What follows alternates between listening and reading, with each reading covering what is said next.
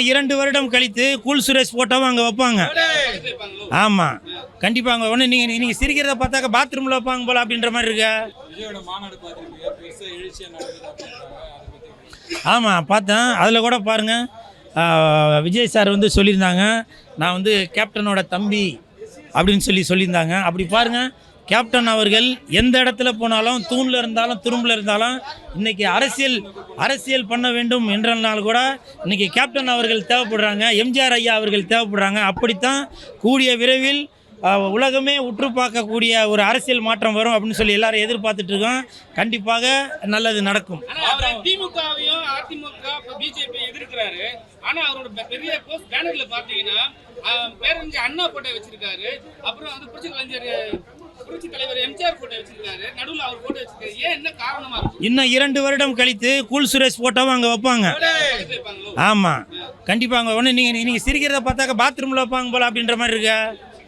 கண்டிப்பாக. ஏன்னா முதல்ல என்ன நம்பணும், புரியுதுங்களா? நான் இன்னைக்கு இந்த வயசில் நான் இவ்வளோ தூரம் வளர்ந்துருக்கேன் அப்படின்னாக்க அதுக்கு வந்து விஜய் ரசிகர்கள் தான் காரணம், சிம்பு சாரோட ரசிகர்கள் தான் காரணம், சந்தானம் சாரோட ரசிகர்கள் தான் காரணம்.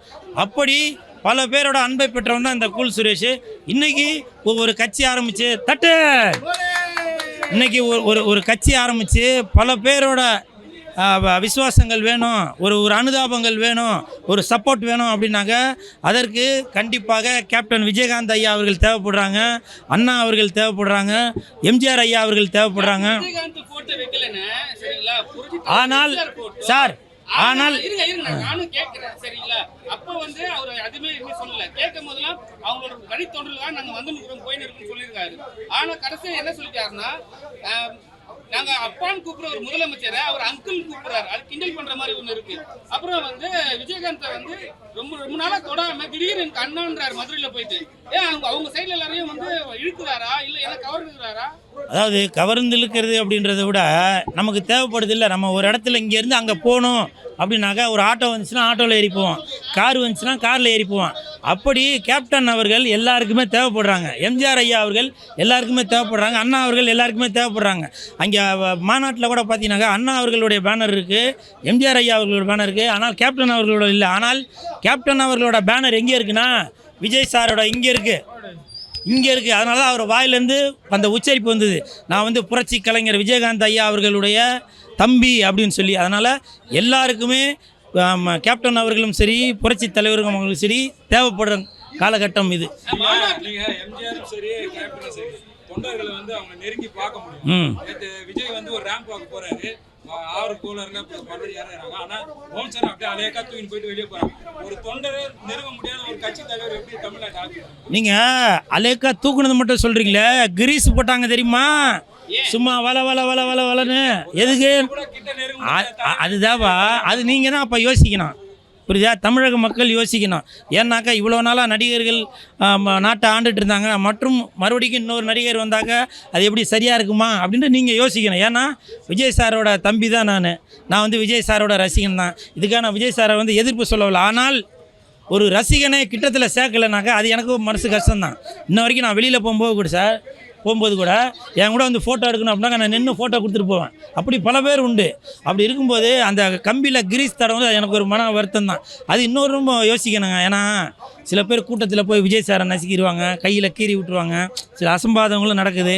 நம்ம அதையும் பார்க்க வேண்டியது இருக்குது. ஆனால் விஜய் சார் அவர்கள் ரசிகர்களுக்கு மதிப்பு கொடுக்குறாரு. அதனால தான் ரேம்ப் வாக் வந்து எல்லாரையும் பக்கத்தில் வந்து பார்த்தது. அந்த கிரீஸ் தடவின விஷயம் எனக்கும் மனசில் கிரீஸ் தடவின மாதிரி தான் இருக்குது. ஆட்சியாளரே கிடையாது, அவங்களாம் இவ்வளோலாம் பண்ணதே கிடையாது. ஏன் மக்களை வந்து எத்தனையோ பேர் கவர்ந்து எடுத்துக்கிறாங்க. ஏன் நீங்க சொன்னா கூட பாருங்க, ரஜினி சார் கூட நின்று போட்டோ கொடுப்பாரு. இவர் ஏன் வந்து அது மாதிரி ஒரு விஷயத்தை எடுத்துன்னு வராரு?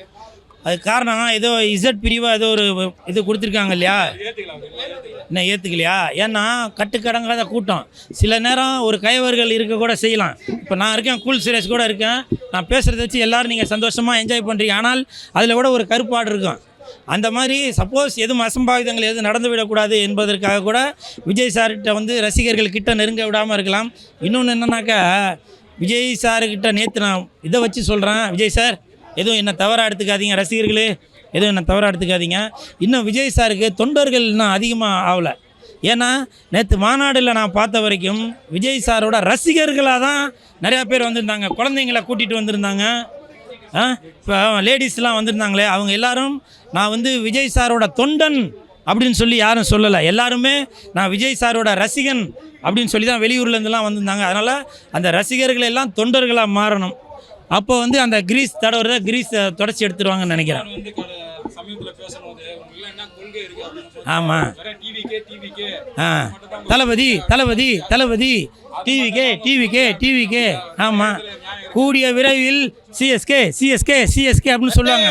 கூல் சுரேஷ் கட்சி சிஎஸ்கே அப்படின்னு கூட சொல்லுவாங்க.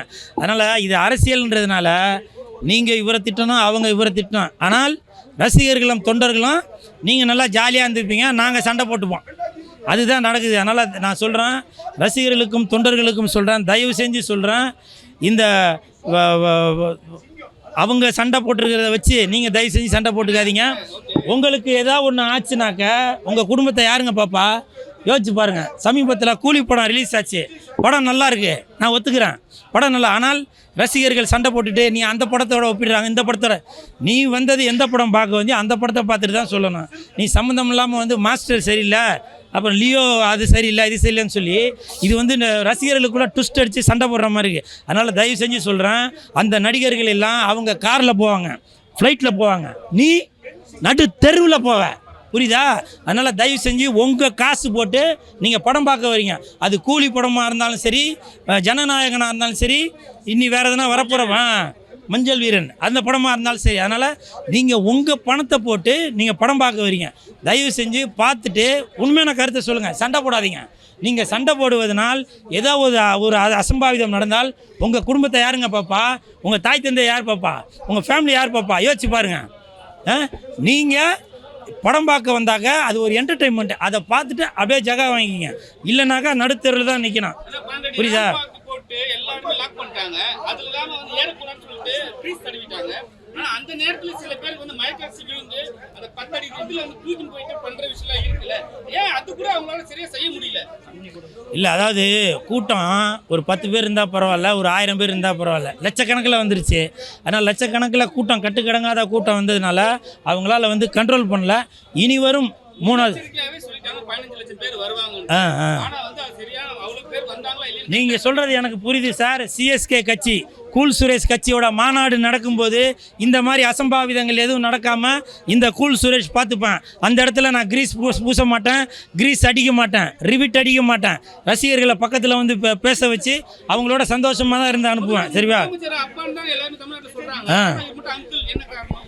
வயசு வித்தியாசமாக இருக்கும். ஏன்னாக்கா விஜய் சார் அவர்களும் இந்த துணை முதலமைச்சர் உதயநிதி ஸ்டாலின் ஐயா அவர்களும் நம்ம விஷால்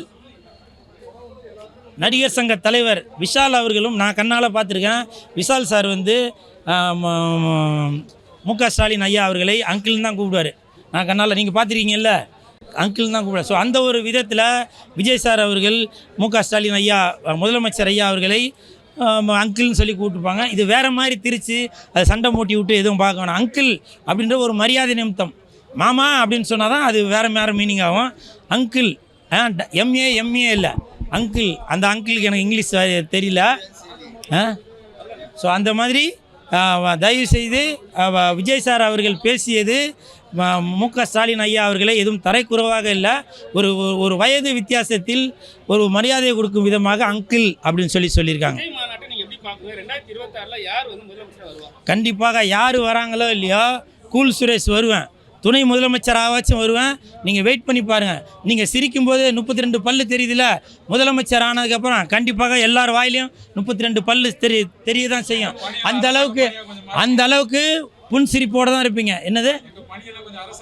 கண்டிப்பாக அரசாங்க பணி செஞ்சுட்டு என்ன பண்ணுவீங்க? அரசாங்க பணி செஞ்சீங்கன்னாக்க அதுக்கு போராட்டம் பண்ணணுமா? நன்றி.